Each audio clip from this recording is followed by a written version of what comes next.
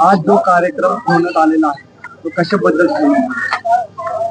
राष्ट्रीय स्वयंसेवक संघाला 100 वर्ष होत झालेले आहे आणि त्या निमित्ताने संबंध भारत देशभर आणि पुण्यामध्ये जवळजवळ 500 हिंदू समाज सकल संमेलन घेण्यात आलेले आहेत.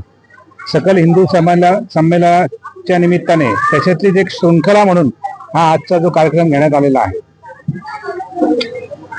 आजच्या हिंदू परिषद कार्यक्रमाबद्दल तुमचं मत काय आहे? हा जो कार्यक्रम झाला आहे, या अशा प्रकारचे कार्यक्रम सगळ्या ठिकाणी छोट्या छोट्या वस्त्यांमध्ये पण झाले पाहिजे, जेणेकरून हिंदू समाजामध्ये ज्या जातीपाती आणि पंथ निर्माण झालेत त्याच्यातल्या त्या भिंती गळून पडतील आणि समस्त हिंदू म्हणून आम्ही एकत्र येऊ.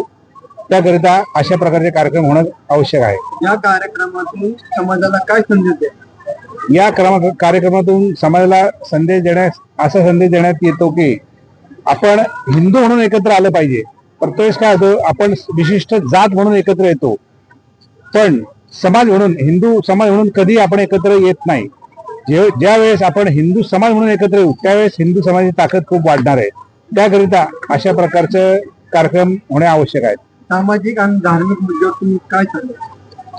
सामाजिक आणि धार्मिक मुद्द्याच्या बद्दल माझं मत असं आहे की आपल्या समाजामध्ये जी काही सामाजिक व्यवस्था आहे ही धर्मावर आधारित आहे आणि आपण जर का धर्मामध्ये जी सांगितलेली शिकवण आहे त्याचं आपण पालन केलं तर आपली सामाजिक व्यवस्था पण अबाधित राहील आणि त्याकरिता धर्म आणि सामाजिक व्यवस्था हे दोन्ही खूप आवश्यक घटक आहेत. आजच्या तरुण पिढीला काय संदेश?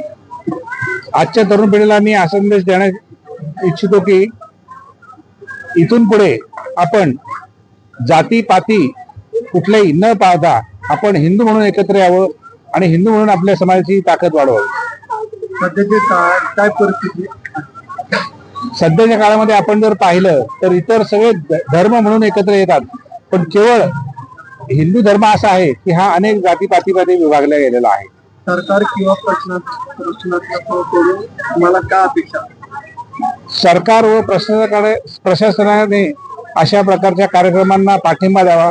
अशा प्रकारचे कार्यक्रम सगळ्या ठिकाणी घडून यावे त्याकरिता प्रयत्नशील असलेल्या कार्यकर्त्यांना त्यांनी बळ द्यावं. थँक्यू.